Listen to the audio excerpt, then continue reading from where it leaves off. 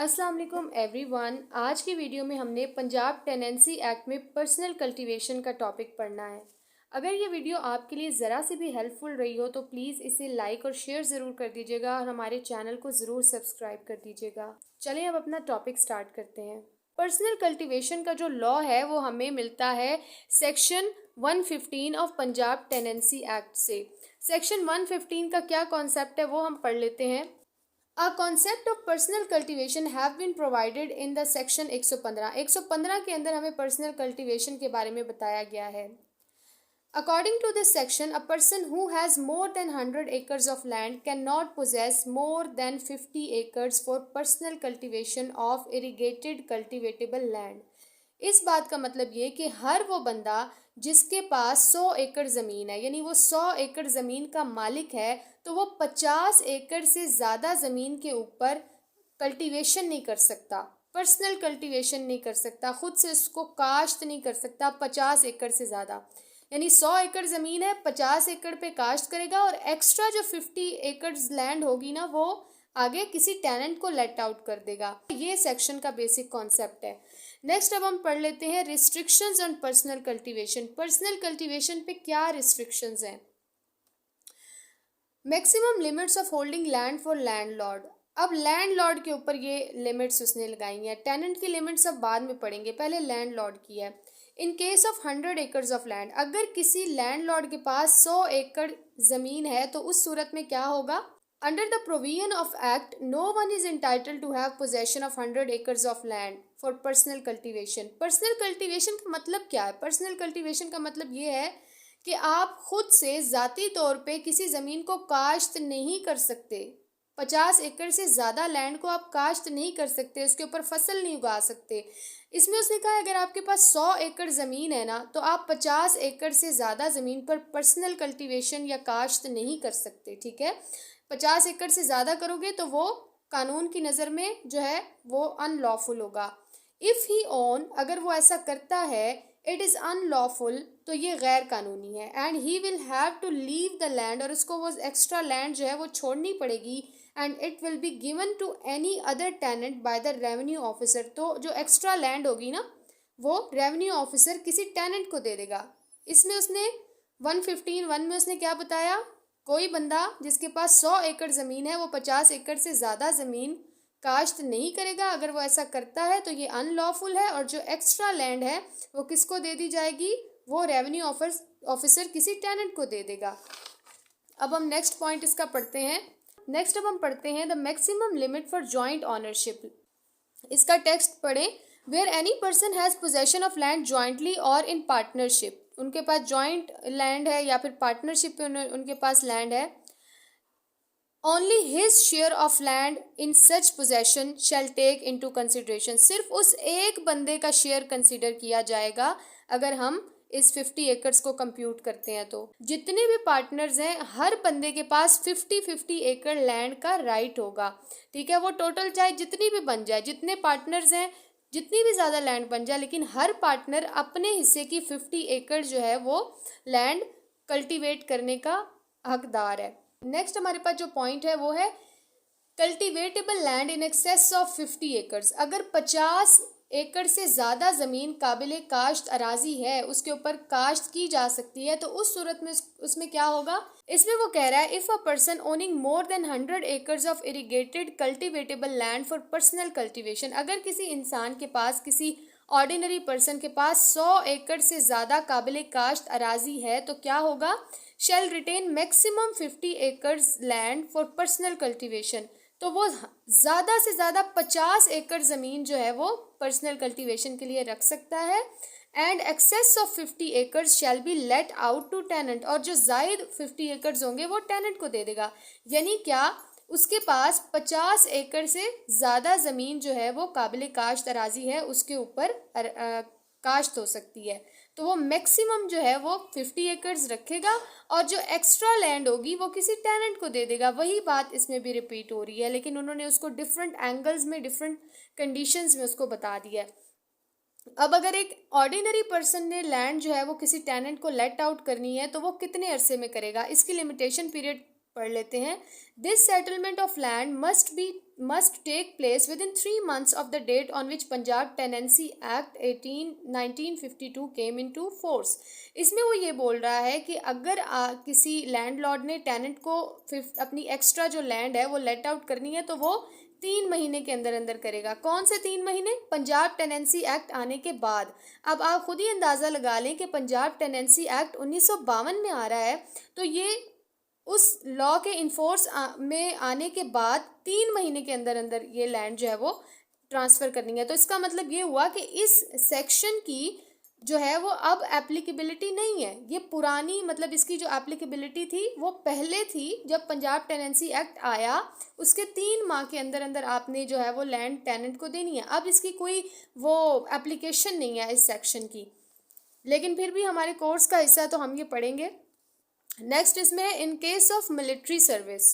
पहले तो हमने ऑर्डिनरी पर्सन की बात की थी, अब हम मिलिट्री पर्सन की बात करेंगे कि एक मिलिट्री पर्सन है, उसके पास 100 एकड़ से ज़्यादा ज़मीन है जो काबिल काश्त तराजी है, उसके ऊपर फसल बीजी जा सकती है, 100 एकड़ से ज़्यादा है, तो फिर वो क्या करेगा, वो 50 एकड़ रखेगा और बाकी जो एक्सेस 50 एकड़्स होंगे, एक्स्ट्रा 50 एकड़्स होंगे, वो किसी टेनेंट को दे देगा। सेम वही बात है, लेकिन इसमें लिमिटेशन पीरियड चेंज है। इसमें उसने कहा है this settlement of land shall take place within 6 months of the date on which Punjab tenancy act came into force. इसमें लिमिटेशन पीरियड जो है वो मिलिट्री पर्सन के लिए बढ़ा दिया गया, यानी कोई आर्म फोर्सेस में कोई बंदा है, फौज में कोई बंदा है, उसके पास 50 एकड़ से ज़्यादा ज़मीन है, 100 एकड़ ज़मीन है, तो वो मैक्सिमम 50 एकड़ रखेगा और एक्स्ट्रा जो लैंड होगी वो किसी टेनेंट को किराए पे दे देगा। और कितने अरसे में मिलिट्री पर्सन देगा? 6 मंथ के अंदर, और ऑर्डिनरी पर्सन 3 मंथ के अंदर देगा जब पंजाब टेनेंसी एक्ट बना, तो इसकी एप्लीकेशन अभी नहीं है। ठीक है, आगे है in case of land under crops. जैसा हमने पिछले सेक्शंस में ये पढ़ा कि जब पंजाब टेनेंसी एक्ट आया तो एक ऑर्डिनरी पर्सन ने 3 महीने के अंदर अंदर जो एक्स्ट्रा 50 एकड़ लैंड से ज़्यादा जो एक्स्ट्रा होगी वो किसी टेनेंट को किराए पर दे देनी है। लेकिन यहाँ पे उसने कहा है कि अगर पंजाब टेनेंसी एक्ट आया और उस टाइम पे एक्स्ट्रा जो 50 एकड़ से ज़्यादा जो लैंड थी उसके ऊपर फसलें लगी हुई हैं, तो फिर क्या प्रोसीजर होगा? इसमें उसने कहा है if said land in excess of 50 acres in under crops, अगर वो एक्सेस 50 एकड़ लैंड के ऊपर फसलें लगी हुई हैं at the time of the coming in force into force of Punjab tenancy act, जब पंजाब टेनेंसी एक्ट जो है वो फोर्स में आया तब उस पर क्रॉप्स लगी हुई थी एक्स्ट्रा 50 एकड़ जो लैंड था उसके ऊपर, तो उस सूरत में क्या होगा, it shall be let out with in 1 month of the removal of the crops. तो जब वो फसलें वहाँ से काट ली जाएंगी, जब फसलें पक जाएंगी, कट जाएंगी, तो उन फसलों के कटने के बाद, रिमूवल के बाद 1 महीने के अंदर अंदर जो है वो लैंड किसी टेनेंट को दी जाएगी। ठीक है, ये नहीं होगा कि भाई अब फसलें लगी हुई हैं तो किसी टेनेंट को दे दो, ऐसा नहीं है। वेट किया जाएगा, जब फसल पक जाएगी, रिमूव हो जाएगी, उसके बाद 1 महीने के अंदर अंदर फिर वो लैंडलॉर्ड जो है वो ज़मीन किसी टेनेंट को दे देगा। नेक्स्ट इसमें है इंटाइटलमेंट फॉर कंपनसेशन। नेक्स्ट इसमें उसने ये सिचुएशन दे दी, if any land to be let out to the tenant, जो ज़मीन किसी टेनेंट को किराएदारी पे देनी थी, has been prepared for sowing, वो उस पर बीज बो दिए गए, उसके ऊपर फसल काश्त करने की तैयारी कर ली गई। जब पंजाब टेनेंसी एक्ट आया तो फिर क्या होगा, the person who has so prepare, जिसने वो ज़मीन में को प्रिपेयर किया, तैयार किया, वहाँ पे उसने बीज बोया, वो पर्सन जो है वो इंटाइटल हो जाता है कंपनसेशन के लिए। किससे कंपनसेशन लेगा? जिस पर्सन को वो ज़मीन लेट आउट करनी है, वो टेनेंट जो है वो उस बीज बोने के बदले में, ज़मीन प्रिपेयर करने के बदले में जो खर्च आया है, ये जो भी उसने तैयारी में ज़मीन को सेट करने के लिए जो भी उसने पैसा लगाया है, वो कंपनसेशन जो है वो उस लैंडलॉर्ड को दे दी जाएगी। अगर बीज बोया है, सिर्फ उसको प्रिपेयर किया है, बीज बोया, लेकिन अगर फसल होगी, फसल लगा दी गई है और पंजाब टेनेंसी एक्ट आया तो फिर उस सूरत में फसल पकने का, रिमूव होने का वेट किया जाएगा। लेकिन अगर सिर्फ बीज बोया है तो फिर कंपनसेशन दे दी जाएगी, वो जो जिसको ज़मीन देनी है, जो टेनेंट है, वो लैंडलॉर्ड को कंपनसेशन दे देगा।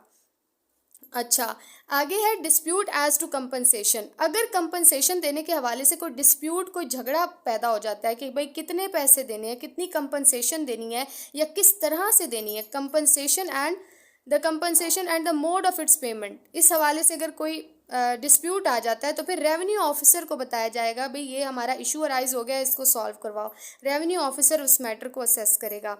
नेक्स्ट इसमें है where landlord acquires land subsequently. इसका मतलब ये है कि जहाँ पर जब पंजाब टेनेंसी एक्ट आया तब उस बंदे के पास ज़मीन जो है वो 100 एकड़ से कम थी, लेकिन पंजाब टेनेंसी एक्ट आने के बाद उसने अपने साथ वाली ज़मीन भी ले ली, एक्वायर कर ली। अब वो 100 एकड़ से ज़्यादा हो गई है पंजाब टेनेंसी एक्ट आने के बाद। तो उस सूरत में क्या केस होगा, अब पहले इसके सेक्शन को पढ़ लेते हैं। इसमें वो कहता है where a person is not owning more than 100 acres on a date of coming into force Punjab tenancy act. जहाँ पे एक पर्सन के पास 100 एकड़ से ज़्यादा ज़मीन नहीं है, जब पंजाब टेनेंसी एक्ट आया उस टाइम उसके पास 100 एकड़ से ज़्यादा ज़मीन नहीं है। If he acquires more land adjacent, अगर वो साथ वाली जो मुल्हिका ज़मीन है उसको एक्वायर कर लेता है तो फिर क्या होगा, and total more than 100 acres, और वो एक्वायर करने के बाद उसके पास जो कुल मिला के जो अराजी है वो 100 एकड़ से ज़्यादा बन जाती है। तो उस सूरत में क्या होगा, he shall be liable to transfer extra land of his present tenant. तो वो अपने मौजूदा टेनेंट को क्या करेगा, वो जो एक्स्ट्रा लैंड होगी ना 50 एकड़ से ज़्यादा एक्स्ट्रा होगी वो भी टेनेंट को दे देगा। इसमें उसने ये बोला है, यानी पहले उसके पास 100 एकड़ से ज़्यादा नहीं थी जब पंजाब टेनेंसी एक्ट आया, उसके बाद एक्ट आने के बाद उसने साथ वाली एडजेसेंट लैंड भी उसने एक्वायर कर ली, ठीक है, ले ली। अब उसके बाद क्या होगा कि अब ये नहीं है कि वो बंदा कहेगा ये तो पंजाब टेनेंसी एक्ट आने के बाद मैंने एक्वायर किया, ऐसा नहीं है। तब भी उसके ऊपर ये लॉ एप्लीकेबल होगा कि जो 50 एकड़ से एक्स्ट्रा लैंड होगी ना वो टेनेंट को दे देगा। कितने अरसे में दे देगा, विद इन 3 मंथ्स, 3 महीने के अंदर अंदर ही मे रिटेन 50 एकर्स ऑफ कल्टिवेटेबल लैंड, और वो काबिल काश्त अराजी का 50 एकड़ रख सकता है। 50 एकड़ से ज़्यादा की जो ज़मीन होगी वो 3 महीने के अंदर अंदर किसी टेनेंट को दे देगा। नेक्स्ट आगे है intimation to failure to find suitable tenant. अब क्या होता है कि अगर किसी लैंडलॉर्ड को कोई सूटेबल टेनेंट नहीं मिल रहा कि वो अपनी ज़मीन किसको लेट आउट करे, किस किराएदार को दे, तो उस सूरत में क्या होगा, he shall before expiry of 3 months shall intimate the fact to the revenue officer. Revenue officer वो 3 महीने के अंदर अंदर, टेनेंसी एक्ट आ गया, कोई इसको टेनेंट नहीं मिल रहा, 3 महीना एक्सपायर होने से पहले 3 महीने के अंदर अंदर रेवेन्यू ऑफिसर को इंटीमेट करेगा, इतला देगा कि भाई जी मुझे टेनेंट नहीं मिल रहा कि किसको मैंने जो है वो अपनी एक्स्ट्रा लैंड देनी है। मोड ऑफ इंटीमेशन क्या होगा, रिटन होगा, राइटिंग में वो इंटीमेशन लिख के देगा, रिटन फॉर्म में उसको इतला देगा कि मुझे कोई टेनेंट नहीं मिल रहा। अच्छा आगे क्या है, letting out land to recommended person. अब यहाँ पे इस सेक्शन में सेक्शन 115(5) में उसने बोला है कि फिर जो रेवेन्यू ऑफिसर है वो उस लैंडलॉर्ड को एक सूटेबल टेनेंट ढूंढ के देगा। अब हम इसकी वर्डिंग पढ़ते हैं। इसमें वो कह रहा है कि when a landlord acts under the section 4, इस सेक्शन के तहत वो इंटीमेशन दे रहा रेवेन्यू ऑफिसर को कि मुझे सूटेबल टेनेंट नहीं मिल रहा लैंड देने के लिए। फिर रेवेन्यू ऑफिसर अगर उसको कोई टेनेंट रिकमेंड करता है तो फिर वो रिकमेंडेड पर्सन को लैंड जो है वो किराए पर दे देगा। रिकमेंडेड पर्सन जो कि रेवेन्यू ऑफिसर ने रिकमेंड किया है उसको लैंड जो है वो किराए पर दे दी जाएगी। नेक्स्ट पॉइंट इसमें है failure to letting out to the recommended person. अब यहाँ पे वो कहता है कि अगर कोई पर्सन जिसको रेवेन्यू ऑफिसर ने कोई टेनेंट रिकमेंड किया था कि तुम अपनी ज़मीन इसको लेट आउट कर दो, अगर वो पर्सन लेट आउट नहीं करता उस रिकमेंडेड पर्सन को, तो फिर इस बात को, इस चीज़ को यही समझा जाएगा कि ये इस लॉ के खिलाफ वर्जी की गई है। Shall be deemed to have contravened the provision of this section. इस सेक्शन के खिलाफ वर्जी की गई है अगर वो रिकमेंडेड पर्सन को लैंड लेट आउट नहीं करता तो। अब हम नेक्स्ट पॉइंट पढ़ लेते हैं। In the case of revenue officer fail to find new tenant. अब यहाँ पे नेक्स्ट उसने सिचुएशन दे दिया, अगर रेवेन्यू ऑफिसर को इतला कर दी जाती है कि भाई सूटेबल टेनेंट नहीं मिल रहा, अब रेवेन्यू ऑफिसर को भी फर्दर कोई सूटेबल टेनेंट नहीं मिल रहा कि वो रिकमेंड कर दे उस लैंडलॉर्ड को, उस सूरत में क्या होगा, if revenue officer fails to find tenant for the land then such person continue to occupy any land in excess of limits prescribed by act, it will not be deem violation of act. इसमें वो ये कह रहा है कि अगर revenue officer भी अगर कोई टेनेंट को रिकमेंड नहीं कर पा रहा या फेल हो गया रिकमेंड करने के लिए, तो फिर वो जो लैंडलॉर्ड है ना, वो 50 एकड़ से ज़्यादा जो भी उसकी एक्सेस लैंड है उसको रखेगा, अपने पास रख सकता है जब तक कि उसको सूटेबल किराएदार जो है वो ना मिल जाए। लेकिन इसकी सिचुएशन यही है कि भाई अगर आपको कोई सूटेबल टेनेंट नहीं मिल रहा अपनी लैंड लेट आउट करने के लिए, तो आपने रेवेन्यू ऑफिसर को इतला करनी है। फिर रेवेन्यू ऑफिसर आपको बताएगा कि आप किस पर्सन को अपनी एक्स्ट्रा लैंड किराए पर दे दो। और अगर रेवेन्यू ऑफिसर भी फेल हो जाता है तो फिर रेवेन्यू ऑफिसर जो है वो इजाज़त दे देगा, भाई तुम जो अपनी एक्स्ट्रा लैंड है वो तुम अपने पास रखो, ऑक्युपाई करो, ये लॉ के खिलाफ नहीं है। इस सेक्शन में ये कंडीशन दे दी गई है। नेक्स्ट इसमें पॉइंट है no right to claim any other land. इसमें उसने ये बोला है कि अगर किसी पर्सन ने अपनी चॉइस पे, अपनी मर्जी से कोई लैंड जो है वो चूज़ कर ली है, यानी उसके पास 100 एकड़ थी, उसने चूज़ किया कि मैं ये वाली जो 50 एकड़ है इसको काबिल काश्त करूँगा और ये वाली जो है वो मैं टेनेंट को दे दूँगा। अब उसने चूज़ कर ली है, अपनी प्रॉपर्टी रख ली है, और जो दूसरी 50 एकड़ एक्स्ट्रा लैंड है वो किसी टेनेंट को दे दी है। अब यहाँ पे वो ये नहीं कह सकता कि मुझे एक्सचेंज कर दो, मुझे अपनी लैंड वापस चाहिए। अब इसका हम सेक्शन पढ़ते हैं। When a person has made choice with respect to the land, उसने एक लैंड के हवाले से चॉइस कर ली है कि मुझे ये वाली लैंड जो है वो रखनी है। He shall not thereafter have right to claim any other land. फिर वो उसके बाद कोई और लैंड एक्वायर करने का उसके पास कोई राइट नहीं है। जब उसने एक दफ़ा चूज़ कर ली कि मैंने ये 50 एकड़ पर्सनल कल्टीवेशन के लिए रखनी है, उसके बाद उस पर समझे मोहर लग गई है, उसके बाद वो नहीं कह सकता कि मुझे कोई और लैंड जो है वो चाहिए। In lieu of whole part of that, या मतलब पूरी चाहिए या उसका कोई हिस्सा चाहिए, मतलब उसके पास उसका राइट ख़त्म हो जाता है टोटली, उसने अगर अपनी मर्जी से कोई लैंड चूज़ कर लिया पर्सनल कल्टीवेशन के लिए। नेक्स्ट हमारे पास जो पॉइंट है वो है राइट टू एक्सचेंज। इसमें उसने बोला है the landlord of land has a right to exchange the area of 50 acres. जो लैंड लॉर्ड है वो अपने उस एरिया ऑफ 50 एकर्स को एक्सचेंज कर सकता है किसी दूसरी लैंड के साथ। किस लैंड के साथ? जिसमें वो अपने राइट, उसको प्रॉपर्टी राइट्स मिल रहे हो, इनहेरिटेंस के राइट्स मिल रहे हो।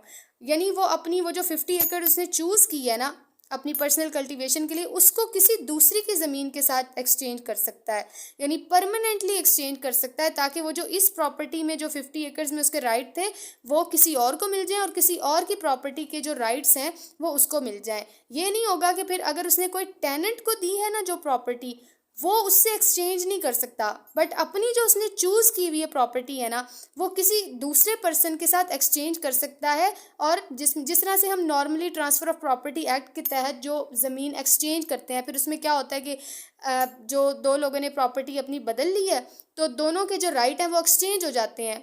उसमें फिर वो फर्दर एक्सचेंज होने के बाद उनकी इनहेरिटेंस के राइट्स उसमें आ जाते हैं, वो फर्दर उसको सेल कर सकते हैं।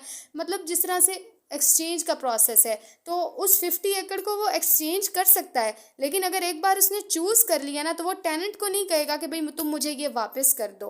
ये इसका सीन है, थोड़ा सा कंफ्यूजिंग है लेकिन आई होप आपको समझ आ गई होगी। नेक्स्ट इसमें है entitlement to additional area.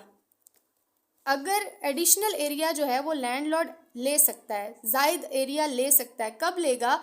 If any land reserved by a person for personal cultivation or any portion thereof is compulsory acquired by provincial or federal government। इसका मतलब ये है कि अगर कोई लैंड लॉर्ड जिसने पर्सनल कल्टीवेशन के लिए कोई लैंड ली थी, 50 एकर्स उसने अपनी चूज़ कर ली, लेकिन बाद में प्रोविंशियल या फेडरल गवर्नमेंट को वो उस ज़मीन को एक्वायर करना पड़ गया। जिस तरह से हुकूमत जो है वो कहती है कि ये ज़मीन हमें दे दो, हमें चाहिए है, तो अगर प्रोविंशियल और फेडरल गवर्नमेंट उसको एक्वायर कर रही है ना उस लैंड को, या फिर वो जो 50 एकर्स उसकी जो लैंड उसने चूज़ की थी पर्सनल कल्टीवेशन के लिए वो दरिया बुर्द हो जाती है, यानी किसी दरिया का हिस्सा बन जाती है, या फिर सेम और थोर की वजह से वो काबिल काश्त नहीं रहती, उसका नुकसान हो जाता है, वो सेम और थोर की वजह से उसके ऊपर कल्टीवेशन नहीं कर पाता। तो इन 3 सिचुएशंस में उस लैंडलॉर्ड के पास ये राइट होता है कि उसको एक्स्ट्रा लैंड दे दी जाए। लेकिन एक्स्ट्रा लैंड के भी लिमिट है, इतनी ही लैंड दी जाएगी ताकि वो 50 एकर्स की डेफिशिएंसी को पूरा किया जा सके। Such person shall be entitle to additional area. वो जायद ज़मीन का इंटाइटल तो होगा इतनी ही जायद ज़मीन का इंटाइटल होगा which is fit for cultivation to make up the 50 acres, जो उसके 50 एकर्स को पूरा कर सके। 50 एकड़ से ज़्यादा वो नहीं रख सकता, यानी 50 एकड़ उसकी ज़मीन है, 10 एकड़ बीच में से दरिया बुर्द हो गई है, दरिया का हिस्सा बन गई है, 10 एकड़ जो है वो सेम और थोर का निशाना बन गई है, तो उसको फिर 10 एकड़ ही एक्स्ट्रा मिलेगी ताकि उसका वो जो 50 एकड़ का जो पोर्शन है वो पूरा हो जाए। नेक्स्ट इसमें पॉइंट है in case of cattle farm. इसमें वो कहता है if the land is being used for cattle farm, अगर आप किसी ज़मीन को मवेशियों के लिए आपने एक फार्म बना रखा है, in this case the tenant shall be exempt from this section, तो फिर उस लैंड के ऊपर ये सेक्शन नहीं लगेगा, यानी आप सिर्फ काबिल काश्त ज़मीन 50 एकड़ रख सकते हो। उसके अलावा अगर आपने किसी ज़मीन के ऊपर कैटल फार्म बनाया हुआ है ना, तो वो उस 50 एकड़ में नहीं शामिल होगा, ठीक है। उसके अलावा आप 50 एकड़ ज़मीन लोगे। कैटल फार्म जो है वो कल्टीवेटेबल लैंड के अंदर नहीं आते, इसलिए इसके ऊपर ये सेक्शन अप्लाई नहीं होगा। But it doesn't mean that the owner is entitle to use this land for personal cultivation, but इसका मतलब ये भी नहीं है कि फिर वो पहले तो दिखावे के तौर पे उसके ऊपर मवेशी बांध ले और बोले कि ये तो मेरा जो कैटल फार्म है, और जैसे ही 3 महीने गुजरे वो वहाँ पे अपनी को फसल उगा ले। ऐसी भी इस चीज़ की भी इजाज़त नहीं है। तो जो आपने कैटल फार्म बनाया है वो उस 50 एकड़ से अलग होगा, उसमें आपको लॉ इजाज़त देता है। लेकिन अगर आपने कैटल फार्म का दिखावा करके उस ज़मीन के ऊपर पर्सनल कल्टीवेशन भी कर लिया तो फिर आपसे वो ज़मीन वापस ले ली जाएगी, यानी फिर वो आपको किसी टेनेंट को देनी पड़ेगी। इसके अंदर उसने एक्सप्लेन कर दिया है कि कैटल फार्म और स्टड फार्म का मतलब वो फॉर्म्स हैं जो कि हमने किसी मवेशियों के या घोड़ों की जो है वो नस्ल के लिए बनाया है ताकि उनकी ब्रीडिंग करवाई जा सके एंड एक्सेट्रा। तो ये लैंड जो है वो पर्सनल कल्टीवेशन से मुस्तस्ना है, इसके ऊपर ये सेक्शन नहीं लगता। 50 एकड़ से ये लैंड जो है वो बाहर होंगे। नेक्स्ट अब हम पढ़ते हैं टेनेंट के ऊपर जो लिमिटेशंस हैं। पहले हमने लैंड लॉर्ड के सारा प्रोसीजर पढ़ा, अब हम टेनेंट का जो है वो लिमिटेशंस पढ़ेंगे। In case of 25 acres of land, इसमें उसने ये बोला है if the tenant who has possession of 25 acres of land shall not be given more land for personal cultivation. एक टैलेंट जिसको 25 एकड़ ज़मीन दे दी गई है कि भाई उसको लैंडलॉर्ड ने लेट आउट कर दिया 25 एकड़ ज़मीन, तो वो 25 एकड़ से ज़्यादा ज़मीन पर्सनल कल्टीवेशन के लिए नहीं रखेगा। यानी इसमें वो ये कह रहा है कि लैंडलॉर्ड 50 एकड़ से ज़्यादा ज़मीन नहीं रखेगा और एक्स्ट्रा ज़मीन जो है वो टेनेंट को दे देगा। अब जो टेनेंट है वो 25 एकड़ से ज़मीन ज़्यादा नहीं रखेगा, ठीक है। एक टेनेंट जो है वो 25 एकड़ से ज़्यादा ज़मीन पर्सनल कल्टीवेशन के लिए नहीं रख सकता, ये सेक्शन बता रहा है। नेक्स्ट इसमें है in case of government notification और exemption of person from operation. इसमें वो ये कह रहा है कि गवर्नमेंट जो है वो किसी भी पर्सन को इस सेक्शन से निकाल सकती है, यानी ऑफिशियल गैजेट में नोटिफिकेशन देगी और कहेगी कि ये जो पर्सन है इसको आपने पर्सनल कल्टीवेशन के लिए लैंड नहीं देनी, या फिर किसी भी पर्सन को इस सेक्शन से निकाल सकती है, एग्जेम्प्ट कर सकती है। नेक्स्ट अब हम पढ़ लेते हैं land exempted to be treated as cultivable land. Cultivable land मतलब काबिल काश्त लैंड जो है वो कौन सी नहीं है इस सेक्शन के तहत। इसमें उसने बोला है कि जब पंजाब टेनेंसी एक्ट आया उस टाइम पे कोई गार्डन था, कोई बाग था, तो वो बाग जो है वो कल्टीवेटेबल लैंड में काउंट नहीं होता और वो किसी टेनेंट को लेट आउट नहीं किया जा सकता। इसका हम सेक्शन पढ़ते हैं। Under this section a garden which is in existence on the date of coming into force of the Punjab tenancy act shall not be given to any tenant for personal cultivation. ऐसे बाग को जो है वो personal cultivation के लिए किसी tenant को लेट आउट नहीं किया जाएगा। नेक्स्ट इसमें है बंजर कदीम लैंड नॉट कल्टीवेटेबल। बंजर कदीम का मतलब क्या, कोई ऐसी ज़मीन जो काफ़ी अरसा से बंजर पड़ी हुई है, उसके ऊपर किसी ने कोई काश्त नहीं की है, काफ़ी अरसा से वो बंजर है, यानी ज़रखेज़ नहीं है, उसके ऊपर कोई वो बहुत हार्ड हो चुकी है या बंजर है। तो इसमें उसने एक्सप्लेनेशन 3 में बोला है under the provision of this act if any land which is बंजर at the date of coming into force of Punjab tenancy act, यानी पंजाब टेनेंसी एक्ट जब आया उस टाइम पे वो ज़मीन बंजर थी, ज़रखेज़ नहीं थी, उसके ऊपर काश्त नहीं की जा सकती थी। Shall not be given to any tenant for personal cultivation, तो वो किसी भी टेनेंट को पर्सनल कल्टीवेशन के लिए बंजर ज़मीन नहीं दी जा सकती। नेक्स्ट इसमें पॉइंट है cultivation through direct descendant of person owning land. Section 115 की बात कर रहे हैं, उसकी एक्सप्लेनेशन 4 की बात कर रहे हैं। Cultivation through direct descendant, directly अपने बच्चों से, अपनी वाइफ से करवा रहा है, कल्टीवेशन करवा रहा है, काश्त करवा रहा है अपनी ज़मीन की, या किसी सर्वेंट से करवा रहा है, या किसी हायर्ड लेबर से करवा रहा है, किसी मज़दूर से करवा रहा है, अपनी ज़मीन को काश्त करवा रहा है, तो फिर यही समझा जाएगा कि वो सेड पर्सन, वो जो पर्सन है वो खुद हिमसेल्फ पर्सनल कल्टीवेशन कर रहा है। तो उम्मीद है आज की वीडियो आपको समझ आई होगी, बहुत मेहनत से बनाई है। अगर पसंद आए तो प्लीज़ लाइक कर दीजिए, अच्छे अच्छे कमेंट कर दीजिए, चैनल को सब्सक्राइब कर दें। दोबारा किसी और वीडियो में मुलाकात होगी, तब तक के लिए अल्लाह हाफिज़।